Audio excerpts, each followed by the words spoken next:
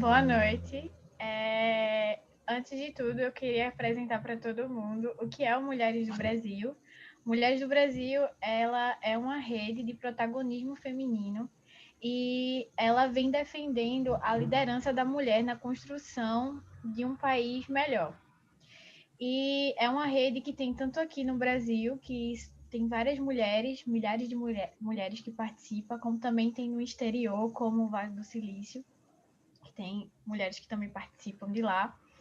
E hoje a gente vai conversar um pouco sobre a questão da cultura do estupro. E para isso, eu me chamo Joara, sou do Comitê Meninas, e convidei também a Paula, que é do Comitê de Violência contra a Mulher, e também a Isabela, que é do Comitê Jurídico, e todas fazemos parte do Mulheres do Brasil. Podem se apresentar, podem falar. Boa noite, Paula. Boa noite, Joara. É um prazer enorme fazer parte do Grupo Mulheres do Brasil, acreditar nesse propósito de mãos dadas, de sororidade, da construção do país que queremos, de quem queremos ser, e estar dividindo esse momento para discutir essa pauta tão vital e que está aí tão forte na mídia essa semana, junto com Joara e com Paula. É um prazer enorme. Boa noite a todas. É um prazer estar aqui nesse espaço. É um prazer participar do Mulheres do Brasil, representar o Comitê de Combate à Violência contra a Mulher. A gente combate notadamente violência doméstica e a gente sabe que não é só esse tipo de violência contra a mulher que existe. Existem outros tipos de violência, então é muito importante estar dentro desse debate e estar aqui conversando com vocês e falando para quem está assistindo a gente. Então, só para entrar num contexto, a cultura do estupro, ela foi criada, o termo em si, ela foi criada em 1970, mas ela foi muito falada em 2016, quando ocorreu aquele abuso coletivo com uma menina de 16 anos lá no Rio de Janeiro. Então, foi quando esse termo se repercutiu muito forte e começou a atrelar várias outras condutas. E aí é com essa fala que eu venho perguntar para vocês explicarem exatamente o que é a cultura do estupro. A gente poderia começar dizendo que a cultura do estupro é um filhote do machismo e do patriarcado. A partir do momento em que nós temos uma sociedade em que permite a coisificação da mulher, uma condição secundária a essa mulher, nega a ela o protagonismo. Esse protagonismo está na mão do senhor, do patriarca. Isso é muito forte na nossa construção social, isso é muito forte na nossa legislação. E nós temos uma sociedade que é permeada por um machismo estrutural. Então, esse machismo circunda a gente sem que a gente note. Isso faz com que todos nós tenhamos falas ou ações machistas sem nem se dar conta, muitas vezes, né? Então, daí, muitas vezes a gente pergunta assim, mas o que ela estava fazendo lá essa hora da noite? Mas por que ela bebeu? Mas por que ela estava com essa roupa? Como se qualquer ação pudesse dar causa a uma violência que a mulher venha a sofrer. E daí surge, então, o termo cultura do estupro, que é essa cultura que normaliza a violência contra a mulher, fazendo uma inversão de papéis. Então, a gente tira uma crítica da conduta do agente, do ato ilícito, de quem praticou a violência, e joga holofotes na conduta, na forma de vestir, nas ações da vítima, como se em alguma situação a vítima pudesse ter alguma contribuição na prática do crime que ela sofre. E aí, por isso que, para rechaçar a cultura do estupro, é sempre bom a gente lembrar, a culpa nunca é da vítima. E eu acho que, inclusive, que existe um certo equívoco das pessoas do senso comum quando a gente fala em cultura do estupro, de achar que porque estupro é criminalizado, já resolveu todo o problema. Não adianta essa conduta ser criminalizada penalmente, mas as pessoas anuírem com esse tipo de comportamento em determinadas situações. Não existe situação na qual você deva anuir. Essa é a questão. Não adianta ser criminalizado e você silenciar uma vítima. Não adianta ser criminalizado e você julgar uma vítima em circunstância A, B ou C. Então, são esses meandros que a gente precisa discutir quando fala de cultura do estupro. A criminalização pura e simples, ela não adianta nada se as pessoas não tiverem consciência de que a mulher, por estar em qualquer ambiente, ela não está disponível. Não é um objeto disponível para quem quiser pegar, depender da circunstância. Isso não existe. Então, não adianta a gente reforçar que estupro é crime, a gente reforçar que estupro de vulnerável é crime, se a gente não falar de quando a mulher está vulnerável, ela não está disponível. Vulnerabilidade e disponibilidade são duas coisas completamente diferentes. Não adianta a gente falar de tipificação penal se a gente não falar sobre isso. Eu acho que é sobre isso que versa cultura do estupro e é nisso que a gente tem que centrar as discussões, tirar ele da esfera penalizante e trazer para a esfera das condutas.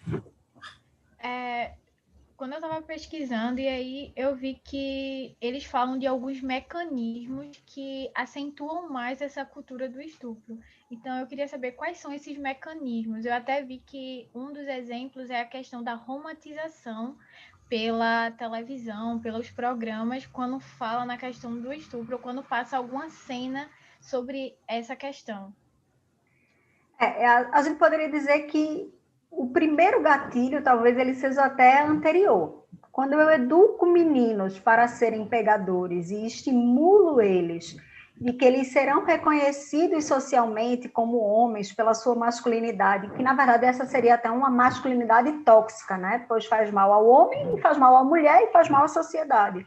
Mas quando eu estimulo um menino que ele é um garanhão, e eu digo frases como segure a sua cabrita, pois meu bode está solto, eu deixo subliminar que o consentimento, como Paula estava falando, não basta tipificar, a gente precisa discutir consentimento. E consentimento é uma coisa que eu só posso dar se eu tiver 100% capaz da minha sanidade, né, da minha habilidade. Então, se eu tiver bêbada, eu não tenho capacidade de dar consentimento. Se eu tiver alterado por alguma outra substância, eu não posso consentir. Se eu sou menor de idade, eu não posso consentir.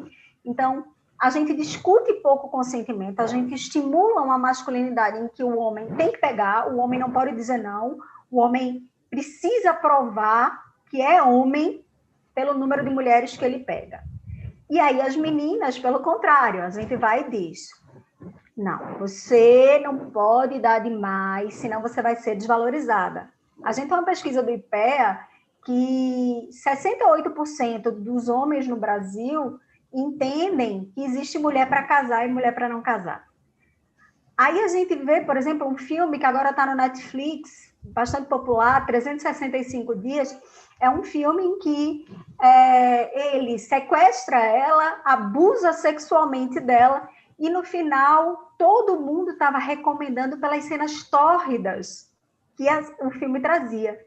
O que esse filme está fazendo? Está fazendo exatamente o que Joara falou, ele está romantizando o abuso sexual. E aí a gente também começa a ver nisso. Na mulher, a sexualidade ela é reprimida e ela é contida desde a mais tenra infância. Então, se eu não educo sexualmente as meninas também, para elas entenderem que elas podem dizer não, que elas têm esse direito, a gente, na verdade, diz que elas devem dizer não, né? Mas a gente não estimula elas a dizerem. É um contrassenso. E aí, nisso, a gente começa, às vezes, a configurar o estupro como se ele fosse um crime sempre permeado de extrema violência. Claro que ele é violento, não é isso que eu estou dizendo. Eu estou dizendo agregado de outras violências, como se o estuprador fosse alguém que vai vir armado, que vai te espancar para te estuprar. Não necessariamente isso vai acontecer, pelo contrário. O estupro, como crime de alcova, ele acontece muitas vezes deixando danos enormes na vida da vítima, mas ele não deixa marcas físicas que possam demonstrar que essa vítima lutou. Então, vamos pegar já aí o caso que gerou a polêmica essa semana para dizer, mas que menina nova, bonitinha, não ia querer ficar com um cara rico, empresário da moda. Então, vejam como a gente vai normalizando, banalizando, a gente não trabalha o consentimento. Ah, ela tinha que ter gritado, não. Ele tinha que ter batido nela para ser estupro, será? Então, com isso tudo, Jora, a gente vai criando uma ambiência que fomenta a cultura do estupro. Inclusive, eu complemento o que Isabela falou, que quando a gente não fala sobre essa questão do consentimento, a gente também desestimula as denúncias e a gente também deslegitima outras vítimas, porque não existe o estupro só em relação ao desconhecido. Existe o estupro matrimonial. E aí? Essa vítima é menos vítima porque ela está no relacionamento? Então, a gente precisa tratar sobre consentimento, tanto fora de uma relação, como dentro das relações, sejam elas matrimoniais ou não, não importa. A gente precisa discutir esse ponto, porque ele é o ponto-chave. O ponto-chave do estupro, ele não é a violência, ele não é o local, ele não é as circunstâncias. É a ausência de consentimento. O estupro, ele é a violação do corpo, independente das circunstâncias. Então, a partir do momento que a gente agrega a eles, idealizando que o estupro vai ser um ato extremamente violento, a gente tira outras vítimas de campo. E os dados de estupro falam por si. O estupro é um crime extremamente subnotificado. E a gente está vendo agora estourar muitos casos, inclusive, de estupro de vulnerável contra menores dentro da família durante anos. Teve o caso, depois do caso do aborto legal que teve aqui em Recife, estouraram vários casos depois. E aí, semana após semana, a gente vem vendo esse tipo de crime ser noticiado. Por quê? Porque a gente normalizou. Porque a gente não falou que pode acontecer um estupro dentro da casa das pessoas. Porque a gente não falou que o estuprador não necessariamente precisa ser um cara que está te seguindo na rua. Pode ser o tio, o pai, o avô, o irmão. Podem ser N pessoas. Sobre essa questão, algumas vezes pode existir tipo uma cultura do estupro dentro da família, assim, passando assim, o tio já fez isso com a sobrinha, ou o pai já fez isso com a filha. Isso pode ocorrer, isso é normal. Normal nunca é, mas isso é provável que ocorra. Eu não diria nem que é provável, eu diria a você que ocorre. Eu diria mais. Eu chego a dizer que todas nós, sem saber, conhecemos várias, eu não estou falando uma não, mulheres que foram estupradas. Eu vou compartilhar 2 casos aqui concretos para ilustrar o que eu estou dizendo e que pega o gancho do que Paula falou, que é muito relevante. Paula, eu tenho uma amiga que dentro do relacionamento, ela é casada, né? Ela não percebe que está num relacionamento abusivo, porque isso é uma situação que a vítima muitas vezes demora a descortinar, a perceber que ela está vivendo isso. E um belo dia, ela depois de uma briga com o marido, ela estava chorando ainda, muito estressada, ele disse a ela: engula o choro, sua mãe não lhe ensinou que se seu marido quiser, você tem que fazer sexo? Veja, isso é cultura do estupro. Isso é cultura do estupro. É eu entender que a minha parceira, mesmo que seja minha parceira de vida, casada, ela tem o direito a não consentir. O corpo é dela, o momento é dela, a vontade sexual tem que ser dela. E se ela não tiver, eu não posso fazer, eu não posso ultrapassar. O que é mais difícil de entender, ela pode até ter começado querendo. Se ela perdeu a vontade no meio do negócio, ela tem o direito de pedir para parar. Depois do não, tudo é estupro. Então, a gente precisa começar a trabalhar e conversar sobre isso, Jora, porque eu diria que, para além dessas relações intrafamiliares, onde o estupro frequentemente ocorre, porque os dados mostram que é alguém conhecido e do convívio da vítima, a gente tem que alargar um pouquinho isso, porque muitas vezes são os colegas. Então, o número de estupros contra universitários é enorme. A sindicância da USP, ela descobriu, em 6 meses, 111 casos de estupro. Só em festas de calouro, só em caloradas. Então, veja, a gente está falando de situações em que são os teus pares, são as pessoas do teu convívio, é o teu peguete, às vezes, que vai te estuprar. E aí é muito difícil, e aí chega na outra história que eu ia contar, às vezes para a vítima ter coragem de falar. Por quê? quando estourou essa situação toda de Mariana Ferrer, essa semana, uma pessoa próxima, enfim, disse, eu não sei se eu teria tido a coragem dela, não. Eu acho que eu só denunciaria, assim, se eu tivesse sido espancada, assim, e todo mundo visse que eu lutei muito para não deixar. Porque olha como ela está sendo exposta. Vejam. Isso é a cultura do estupro estimulando a subnotificação, que Paula já destacou que acontece tanto nesse tipo de crime. Então, meu maior medo de tudo isso que aconteceu aqui essa semana é o desserviço que está sendo plantado da gente discutir com mais maturidade, que não é não, que a culpa nunca é da vítima, que a estatística mostra que menos de 8% das denúncias de estupro são inverídicas, ou seja, a maioria das denúncias elas são reais. E aí, eu acompanho vários grupos, sejam grupos de advogadas, né, no próprio comitê jurídico, na OAB, na ESE, e grupos, claro, de amigos, como todo mundo, né? O WhatsApp é metade da vida da gente hoje em dia, quase. E aí, eu estava num grupo, enfim, um grupo da minha família, e a gente tem alguns da área jurídica, e no primeiro dia a discussão estava jurídica, estava uma discussão interessante sobre o tema. No outro dia, começaram a repostar coisas vindas de outros grupos, e aí eu até disse, eu fiz, olha, ontem eu participei da discussão, hoje eu não participo, porque agora tudo é cultura do estupro aqui. Porque aí começaram a comparar a Mariana com outros casos de denúncias falsas, a dizer que ela estava querendo dinheiro. Isso também é cultura do estupro. Então, a gente desmerece a vítima, descredibiliza a vítima e faz a normalização da conduta abusiva do estuprador. É isso que a gente tem que entender. O estuprador, ele não é um criminoso que vai ter escrito na testa dele que ele é estuprador, não. Ele vai ser o bonitinho, o cheirosinho, o homem de bem, o respeitável socialmente. Esse é que, se não entender desde a mais tenra infância de que consentimento importa, de que depois do não tudo é estupro, um dia ele pode estuprar alguém. E aí eu, como mãe de homem, eu morro de medo disso. Porque no dia que eles tiverem... Eles não têm idade ainda para discutir consentimento. Eles têm 6 e 4 anos, mas no dia que eles tiverem um pouquinho mais, eu tenho certeza. Começou a ir para festinha, baladinha, vou ter que discutir o que é consentimento. Então, tem muito daquilo, medo, né? A mulher fala não, aí não, ela não tá falando não porque ela é difícil. Tenta, continua que ela vai ceder. Tem muito disso ainda hoje. Então, você fica não, e chega um tempo de ser insuportável a pessoa tentar lhe dar um beijo ou algo do tipo. E, Jora, eu vou lhe dizer uma coisa, não é só entre os meninos que frequentam essas festas que a gente tem que conversar sobre isso, não. É com as próprias meninas, porque meninas andam em grupo, e existe muito comportamento de grupo envolvido nisso.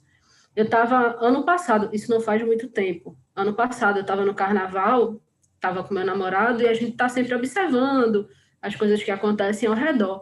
E estava um grupo de amigas e um grupo de meninos. E sabe aquelas coisas de arrumadinho de eu fico com fulana, para o outro ficar com a outra, para o outro ficar com a outra. E tinha uma delas que não queria. E aí a amiga ficou, não, mas você tem que ficar, porque os outros vão ficar, ele não vai ficar sozinho. Você tem que... Não. Meninas precisam se apoiar nessa decisão. Se uma não quer, ela não vai. Acabou. As outras amigas não têm que dizer o que ela vai, o que ela vai deixar de fazer, não. O corpo é dela. Quer dizer, ela vai ter que consentir forçadamente a uma relação mínima que seja, o que quer que aconteça ali, para agradar as outras. Então, meninas que hoje estão indo para as festas, indo para as baladas, estão socializando, porque estão nesse direito. Respeitem não apenas um terceiro que você ouve na internet ou que você vê a notícia, respeite as suas amigas. A discussão começa com quem está do seu lado, o apoio começa com quem está do seu lado. Não adianta ir para a internet e chamar a gente de estuprador, dizer que apoia a vítima A, B e C, se você não respeita as suas amigas quando elas saem com você. Então, essa tem que ser uma discussão ampla e as meninas precisam muito discutir isso e aprender que andar junta é se apoiar no sim e no não. Isso mesmo. Ainda muito complicado isso, porque querendo ou não, termina ficando uma coisa chata e fala, não, é brincadeira, você faz o que você quer, mas fica aquela sensação meio chata, né?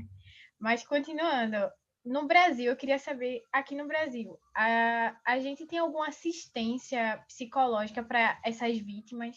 Ou elas só vão, diz quem fez, vão na delegacia, corre todo o processo e fica por isso mesmo, assim, ela não tem nenhum apoio psicológico depois?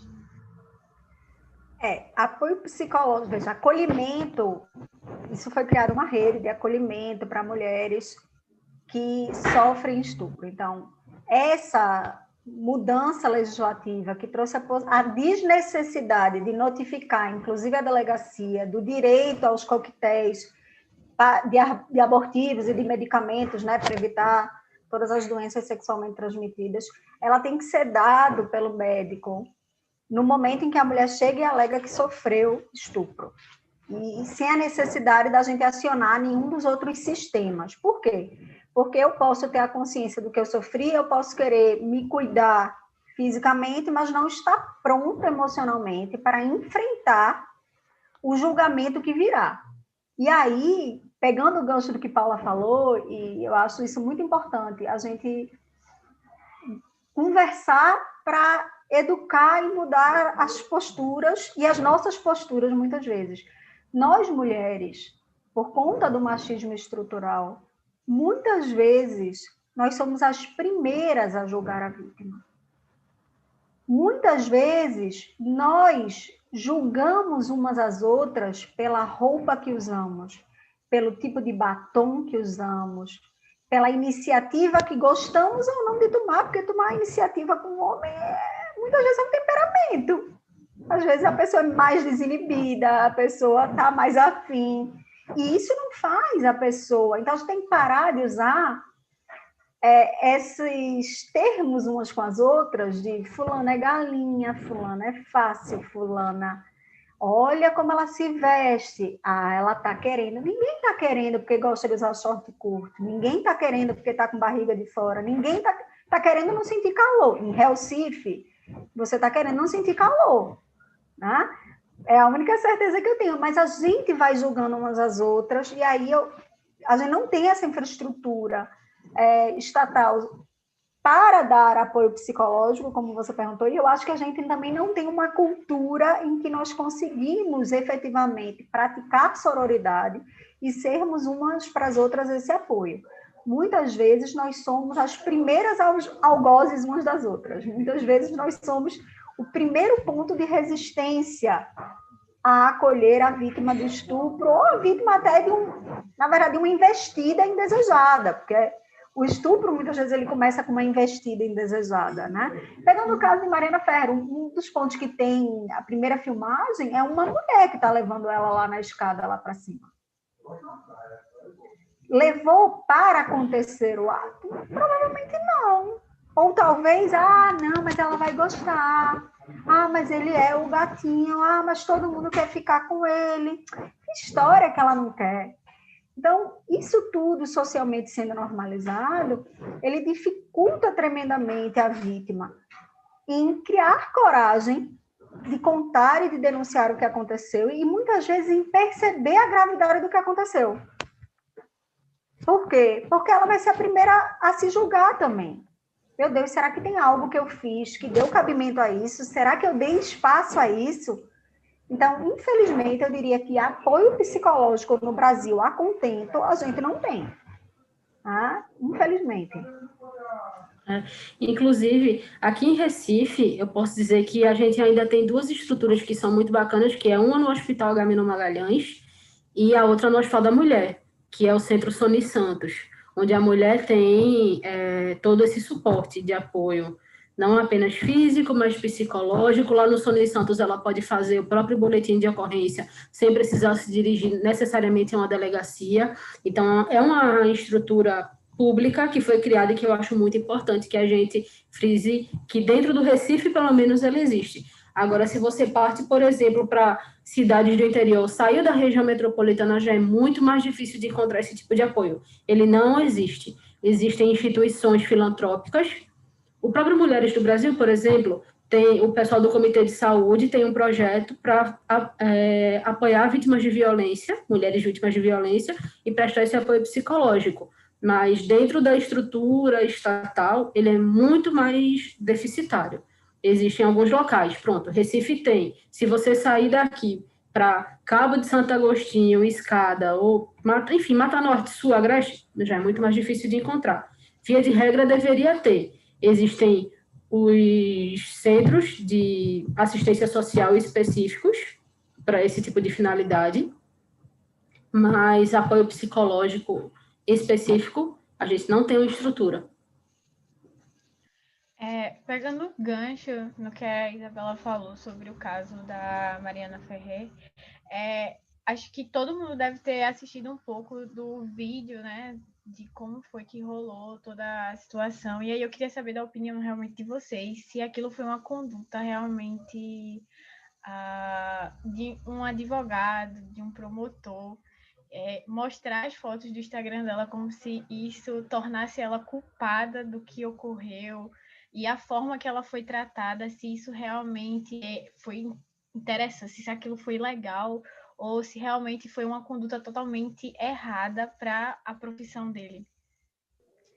Vamos lá. Longe de querer discutir aqui a justiça da sentença ou de discutir o parecer do MP, porque eu, particularmente, não tive acesso à íntegra dos autos, então eu não posso discutir tudo que foi ali comprovado em termos de provas, discutido no processo, para poder discutir a justiça da decisão. Mas a audiência, todo mundo teve acesso, seja ela editada ou seja ela na íntegra, e aí a gente pode falar sobre os papéis desses sujeitos processuais na audiência e a inadequação desses papéis de acordo com o que a Constituição e a nossa lei espera de cada um desses sujeitos processuais. Eu vou começar, então, falando mal dos meus pares, né? Falando mal do advogado, já que eu sou advogada também. Vamos começar metendo o dedo na ferida no colega, que, infelizmente, desrespeitou a Constituição. O advogado e a advogada é essencial à justiça, isso está lá na Constituição Federal. O nosso Código de Ética diz que nós temos que agir com um dever de urbanidade, de dignificar a nossa profissão, de respeitar todos os outros sujeitos que estão na audiência. Então, só isso aí já levaria à total inadequação da conduta do advogado. Essa questão dele ter usado as fotos, mostrado as fotos, em crimes de alcova, que tudo é muito delicado, tudo é muito sensível. Muitas vezes é a questão da credibilidade de um versus a credibilidade de outro. Isso é muito corriqueiro, tá? E até faz parte da construção da ampla defesa. Então, usar a foto não é o maior problema.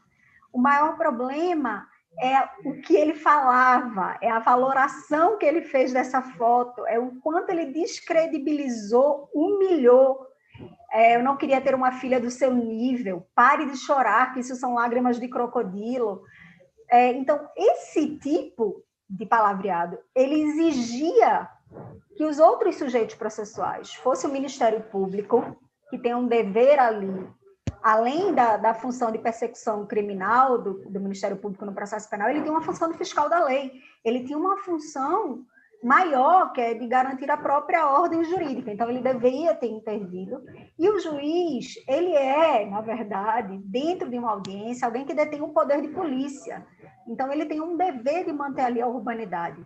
Quando a gente assiste o vídeo na íntegra, a gente vê que ele até advertiu em alguns momentos, ele chegou a paralisar a audiência, mas ele acabou não conseguindo ser proativo o suficiente a garantir que aquele ambiente de audiência ele fosse um ambiente que acolhe e protege a vítima. Pelo contrário, ela sofreu ali um estupro moral.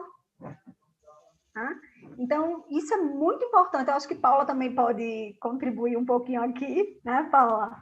Deixar você falar, porque eu me empolgo no tema e aí eu vou falando.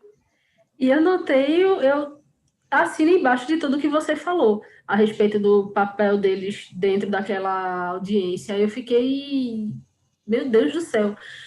Muitas vezes acontece da utilização de fotos em petições mesmo, durante a audiência.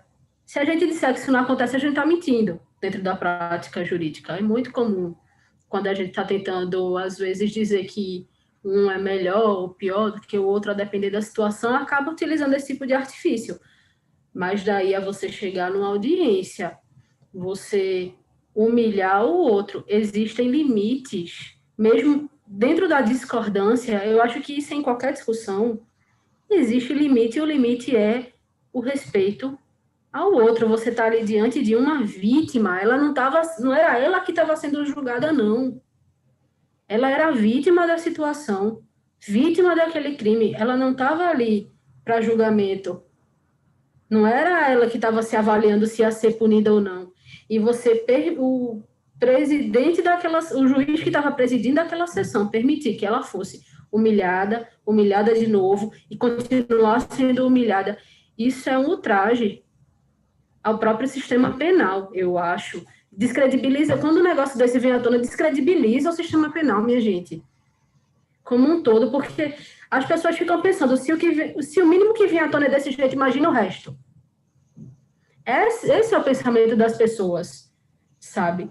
E põe em xeque não apenas esse caso, mas tantos outros casos de estupro que acontecem. E aí é que a gente percebe por que essas vítimas, para além da questão cultural, por que essas vítimas não procuram a justiça? Para chegar na audiência e acontecer isso. Eu diria até, viu, Paula, que a primeira opressão é até no anterior. Ela era a única mulher numa sala cheia de homens. Sim. Então, veja, eu, mulher, vou ser julgada por vários homens e não tem ninguém ali que talvez, em algum momento, tenha vivido uma experiência com o mesmo ponto de visão que o meu. Porque nós, mulheres, passamos por coisas que os homens não passam. Um homem não sabe o que é o medo de andar numa rua, o medo de ser considerada fácil, o medo de... Enfim, são uma série de questões que, desde a mais tenra infância, a gente tem que conviver, que o homem não convive, né? Fecha a perna, senta como uma menina. Enfim, isso não é coisa de mulher, são tantas coisas que a gente vai ouvindo, e aí chega, a configuração ali já era de opressão, e a gente sabe que o juiz, ele, claro que tem que permitir que o advogado, numa certa medida, exerça e promova todas as provas que considere necessário para o exercício da ampla defesa. Mas a linha ali, ele ultrapassou entre a ampla defesa e o respeito à dignidade da pessoa humana. Então, para além dali ser a vítima, vamos supor até que se ela não fosse vítima, não aconteceu nada, enfim. Ela ali era uma pessoa. E ela foi altamente desrespeitada na sua dignidade. Ela foi vilipendiada naquela audiência, reiteradamente, e todas as pessoas presentes, numa certa medida, compactuaram com isso. O advogado ativamente praticando, e o juiz e o Ministério Público por omissão. Então, Isabela, mas o MP pediu para parar, ofereceu água, você viu as 3 horas de audiência? Vi as 3 horas de audiência. Você leu o parecer? Li. Você viu a sentença? Li. Por isso que eu disse, não vamos julgar a sentença, não vamos julgar o parecer, porque talvez tenha elementos realmente que a gente não teve acesso. Mas ao que a gente teve acesso na audiência, o que aconteceu ali foi um desrespeito às normas processuais fundamentais. Agora, eu não estou nem falando só da cultura do estupro, que é o que a gente sabe que está por trás. Eu estou falando em termos de processo. O que aconteceu ali foi uma excrescência processual, infelizmente. Então, isso presta um desserviço na nossa, como Paula falou, na nossa própria credibilidade de justiça. Veja, se a vítima já não quer procurar porque ela se sente culpada ou porque ela tem medo de se expor, para que eu vou procurar um judiciário que é um judiciário que vai permitir que eu seja humilhada ou, como a gente falou, o termo estuprada novamente, mas agora na minha moral? Então, como isso é delicado? Eu realmente, nesse caso inteiro, eu me preocupo muito, porque eu acho que vai aumentar a subnotificação. Eu acho que a faceta mais cruel da cultura do estupro, que é normalizar e chancelar as condutas abusivas de homens e tornar as mulheres grandes bruxas aí, sedutoras e cheias de artimanhas, é isso que vai voltar. Então, eu me sinto voltando em décadas que eu não vivi. É quase um caso aí, Doca Street de novo, porque realmente essa mulher é uma mulher vil que só queria se promover na internet e que por isso inventou isso tudo. Então, isso faz um medo enorme do desserviço que tudo isso representa. E foi interessante até, Isabela, você trazer de volta o nome de Doca Street, porque estão transformando esse rapaz num superstar, num vítima superstar. Ela foi a vítima do crime. E ele que está se tornando a grande vítima da situação em algumas discussões. Doca Street, que foi uma das figuras que originou toda essa discussão no Brasil, porque ele foi o assassino da então namorada dele, né? Foi tratado por um superstar e até hoje você vê entrevistas com ele como se ele fosse apenas um bom vivant, sabe? Ninguém fala do crime que ele cometeu para estar ali na mídia até hoje. Isso aí eu recomendo a todo mundo. Tem um podcast que saiu, que é o podcast Praia dos Ossos. Ele analisa sob vários olhares o crime que Doc Street cometeu contra a Angela Davis. E ele vai mostrando exatamente esse ponto que você chegou. Como foi uma estratégia processual a discriminação de gênero que aconteceu. E aí, isso é recorrente no processo penal. O que é discriminação de gênero como estratégia processual? É exatamente a cultura do estupro, em outras palavras. É eu fazer uma inversão de papéis, tirar o holofote do agente que praticou o ato criminoso para colocar na vítima. Então, eu começo a trabalhar na descredibilização dessa vítima, o que num país machista é muito fácil de eu fazer isso com a mulher, porque a mulher tem uma série de deveres de conduta para poder ser uma mulher honrada, para poder ser uma mulher proba. Já o homem não, ele tem que ser pegador, é legal ser pegador, né?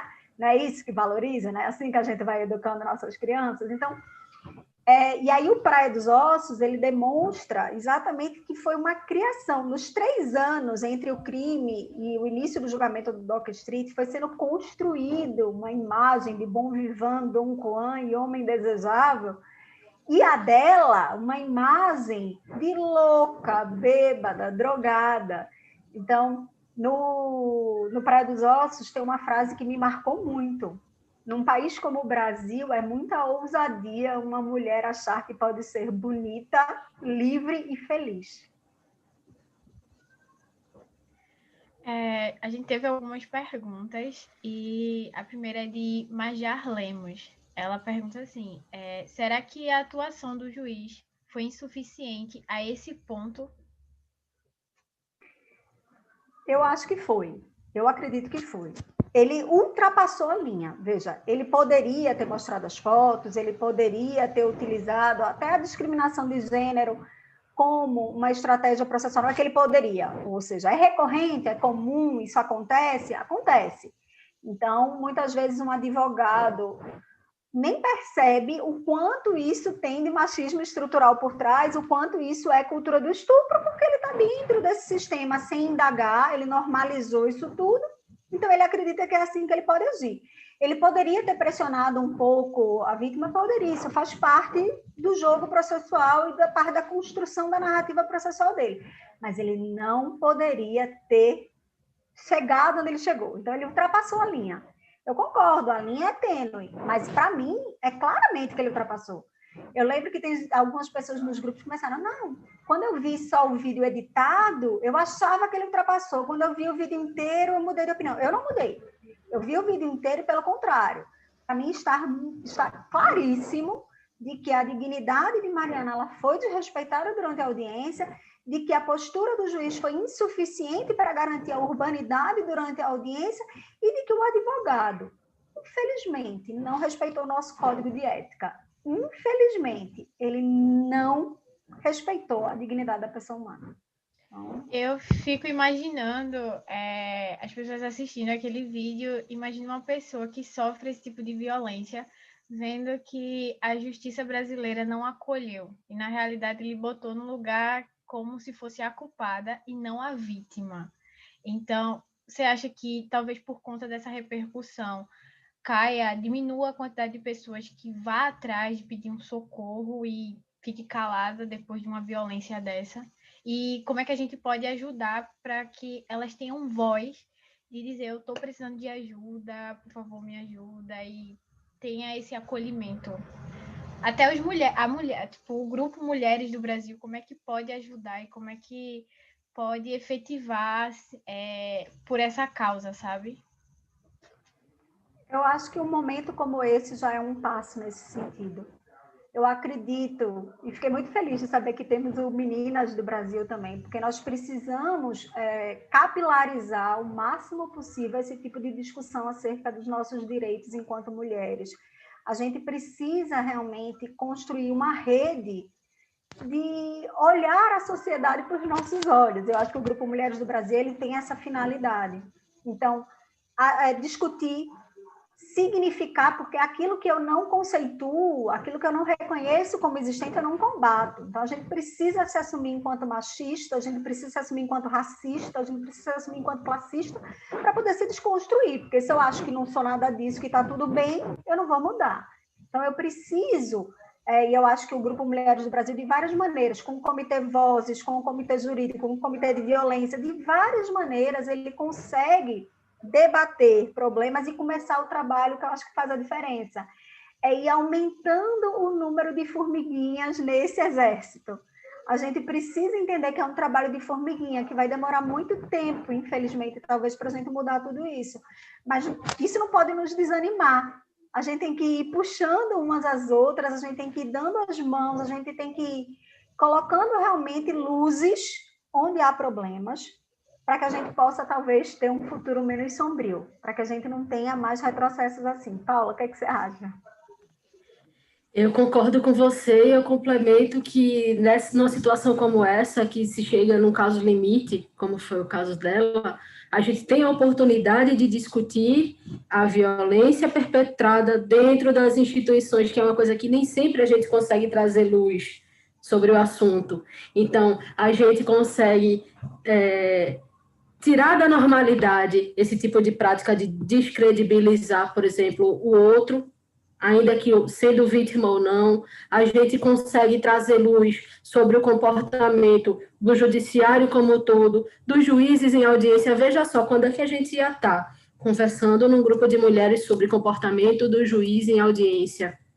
Então, essa é a oportunidade que a gente tem de levar luz sobre esses temas, de discutir e de levantar melhorias possíveis. E que nem precisa ser não precisa ser a partir de lei, não precisa, é a partir das práticas cotidianas, da discussão entre a gente, da discussão com filhos, com colegas de trabalho.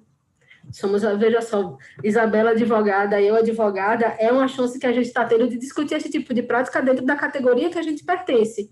Porque eu tenho certeza que, muito provavelmente, você viu casos assim que, de repente, talvez por não existir uma amplificação tão grande, fica até difícil, às vezes, da gente falar e ser ouvida, e alguém nos dá razão quando a gente diz que esse tipo de prática está errada. Precisou ser jogada na cara de todo mundo para dizer, gente, isso está errado. Vamos ressignificar as nossas práticas.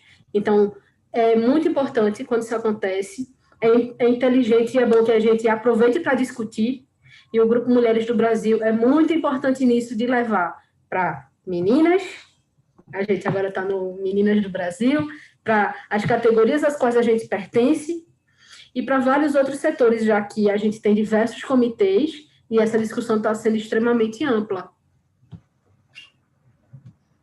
Só para fechar com chave de ouro, com um termo que foi muito usado, assim, acho que a semana inteira, que foi o tal do estupro culposo. Eu ainda não consegui entender esse termo, assim, já pesquisei.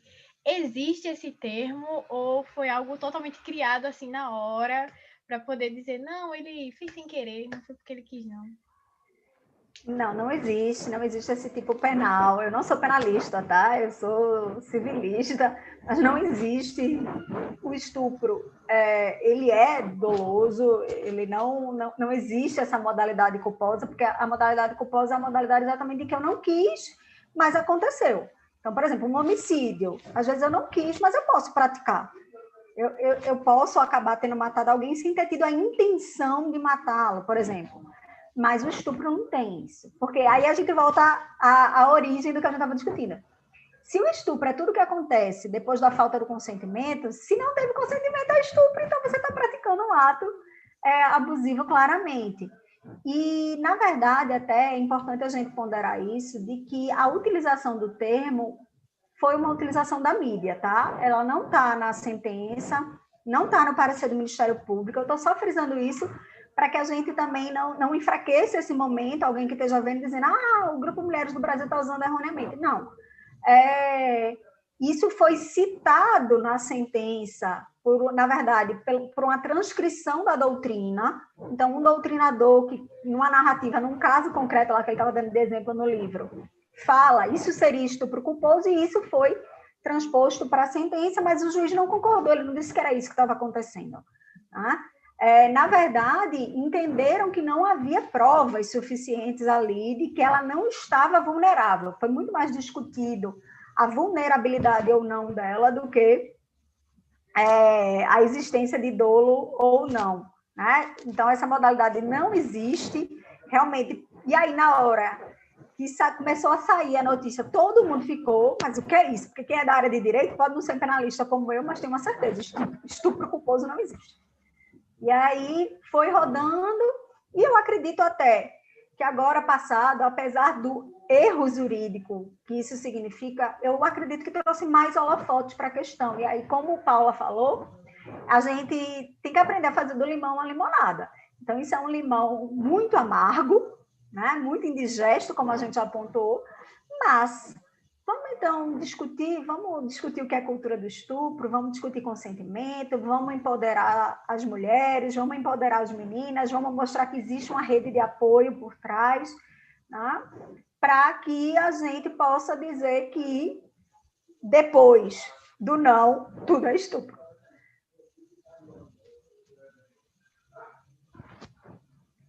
Paula, quer dizer mais alguma coisa? Quer acrescentar? Eu acho que Isabela sintetizou tudo muito bem. Essa questão de ter sido cunhado na ideia geral, a história do estupro culposo também parte de uma interpretação jornalística que foi dada a respeito. E a partir dessa notícia, isso viralizou nas redes sociais, mas não é uma modalidade que tenha sido mencionada dentro do processo. Não existe, de fato. Mas serviu para a gente discutir essa questão de consentimento e não consentimento, independentemente da situação, sabe? Não existe, não está no processo. Mas foi bom que tenham dito, pelo menos a gente está aqui debatendo a respeito. Foi bom terem levantado o assunto, sabe? Mesmo pessoas que compartilharam esse termo e depois voltaram atrás, todas elas são unânimes em dizer que foi importante ter levantado o debate a respeito do tema. Tem uma pergunta aqui, Zora. Estão perguntando, já que a gente está discutindo os princípios constitucionais, falou de dignidade da pessoa humana, e entrou em mídia, que a gente começou a falar aqui, que foi a mídia que cunhou esse termo, a questão do que a gente acha da divulgação da imagem do acusado já como estuprador, enfim, antes mesmo da sentença penal condenatória. A gente tem que entender que a gente realmente vive um momento que exige muita cautela com o que viraliza na internet, porque a gente vira reprodutor, muitas vezes, de uma fake news, de uma exposição indevida de alguém. Então, veja que aqui a gente em nenhum momento nem falou no nome dele, esse não é nosso foco aqui é realmente trazer luz para o cerne da problemática, que é o fato de termos um país extremamente machista, calcado no patriarcado, e que isso fomenta uma cultura do estupro, e como isso é nefasto até para as regras processuais. Esse está sendo o nosso enfoque. Por quê? A gente não vai poder dizer se é culpado ou inocente, a gente não tem elementos para isso, nem a gente quer praticar nenhuma injustiça, mas a gente quer assegurar que nenhuma mulher seja injustiçada, tendo sido vítima ou não. Essa mulher precisa encontrar no sistema judicial acolhimento, respeito, dignidade. E aí foi isso que a gente não viu.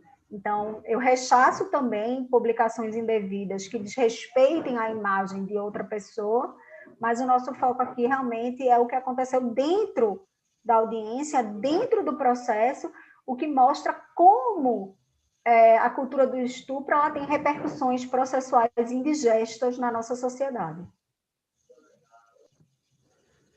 Inclusive, a divulgação da imagem dele, de certa forma, ajuda a reforçar o mesmo artifício que Doca Street usou, que é dele também ser vítima em toda situação, quando ela foi vítima. Então, isso não ajuda, isso não é bom e não ajuda em nada, nem dentro do processo e nem dentro da situação que ela está vivenciando. Talvez seja muito mais... Muitas vezes as mulheres compartilham achando que vai ser muito bom todo mundo saber qual é a cara dele. Mas, na verdade, isso prejudica ela dentro daquilo que aconteceu, porque ela pode ser culpada por essa imagem estar viralizando, e, no final das contas, acaba glamorizando uma pessoa que cometeu um ato que não é correto. Então, para além do processo, eu acho que de nenhuma forma a divulgação da imagem ela é correta. Eu estou sabendo agora que isso não é legal. Porque é muito comum, quando acontece um caso desse, as pessoas ficarem viralizando a foto do criminoso, né? E aí todo mundo reposta, mas aí eu tô sabendo agora que isso não é legal, isso termina piorando e dando aporte para ele poder conseguir achar brechas na lei. Então, realmente é bom para a gente refletir alguns atos que a gente faz que a gente nem pensa o que pode ocorrer. Só para terminar, eu queria que vocês dissessem alguns números e como é que as mulheres podem fazer, mulheres e meninas, podem fazer em caso de uma tentativa de abuso, tanto físico como psicológico, ou qualquer abuso, seja ele uma violência doméstica, uma violência na rua. Então, quais são os números que a gente tem para pedir socorro e aonde é que a gente pode, para onde a gente pode recorrer? Eu vou dizer o mais comum e aí vou passar para a Paula, porque eu tenho certeza que o Comitê de Violência contra a Mulher tem desses números todos na cabeça e na ponta da língua, mas a gente tem uma estrutura, sim, na nossa secretaria, tanto municipal como na secretaria estadual, liga para o 180, denuncia, pede apoio. A gente tem uma patrulha especial na Polícia Militar, que é a Patrulha Maria da Penha, então não se calem. Não se calem, vocês não estão sozinhas, assim, é isso que eu acho que é a principal mensagem que a gente quer deixar. Paula? Veja, existem diversos números a quem você pode recorrer, certo? Se existe, o sistema do Ministério da Justiça tem alguns números, tem o Disque 100, quando é um caso de violação geral de direitos humanos, para mulheres dentro ou fora do Brasil e também para menores. Quando é um caso de violência doméstica, tem o 180. Agora, recentemente, dia 29 de outubro, inauguraram um WhatsApp específico para esse tipo de denúncia. Você tem o projeto Justiceiras, que você pode procurar ele online, e aí você pode fazer essa denúncia pelo formulário do Justiceiras. Você tem o Chega Amiga, que é um grupo apoiado, inclusive, pelo Comitê de Combate à Violência contra a Mulher, que recebe essas denúncias, se faz o apoio psicológico e o apoio para essas vítimas voltarem a ter uma vida social e voltarem a se reempoderar. Então, existem diversas formas dessas mulheres procurarem ajuda. Os próprios comitês do Mulheres do Brasil. Agora, se for emergência, não pensa duas vezes. Ou procura ajuda. Se for uma vítima de violência sexual, ou procura ajuda nos hospitais da mulher e no HM Magalhães, ou liga 190. Emergência é caso de polícia e é caso de se cuidar. Depois, procura uma delegacia, vai fazer todo o procedimento policial, mas numa emergência, cuida-se como emergência. O resto vem depois. Eu agradeço muito a presença de vocês. A conversa foi maravilhosa. Eu aprendi muito, coisas que eu não sabia. Eu aprendi com vocês aqui. Espero que todo mundo tenha aprendido também. Eu espero que a gente converse mais vezes e a gente faça mais diálogos sobre isso, que eu acho que é super necessário, porque, querendo ou não, existem muitos tabus sobre a questão sexual feminina, né? E o que a mulher pode fazer. A mulher pode tudo, né? Mas sempre tem aqueles tabuzinhos que inibem elas. E principalmente inibem falar sobre essas coisas. Se torna um pouco vergonhoso e elas não querem falar. Então, eu agradeço vocês muito. Foi maravilhoso ter vocês aqui e eu espero que a gente continue conversando sobre isso. Eu que agradeço, foi um prazer enorme. Foi uma honra representar o Comitê Jurídico, então eu tenho que agradecer aqui a Luciana Pimentel, que é a líder do nosso comitê, pelo espaço, pela oportunidade. Lu, um cheiro. Joara, foi um prazer te conhecer. É isso, eu acho que quando a conversa flui leve, isso não significa que ela não seja densa, isso ficou muito claro. A gente falou de temas indigestos, de questões difíceis de serem conversadas, mas eu acho que a gente conseguiu enfrentar de uma maneira que ficou com gostinho de quero mais, eu estou à disposição. Eu acho que é isso, a gente tem que entender que cada uma de nós tem um papel de vetor multiplicador. Então, a gente encontrou a nossa voz, a gente descobriu que pode falar sobre aquilo, fala. Tá com vergonha, vai e fala, porque eu acho que é assim que a gente vai empoderando umas às outras, a gente vai mostrando que sororidade existe e é praticada, e é assim que a gente vai desconstruindo mitos e construindo e ressignificando a nossa vida. Então, foi um prazer enorme. Paula, adorei debater com você também, viu? Foi uma honra.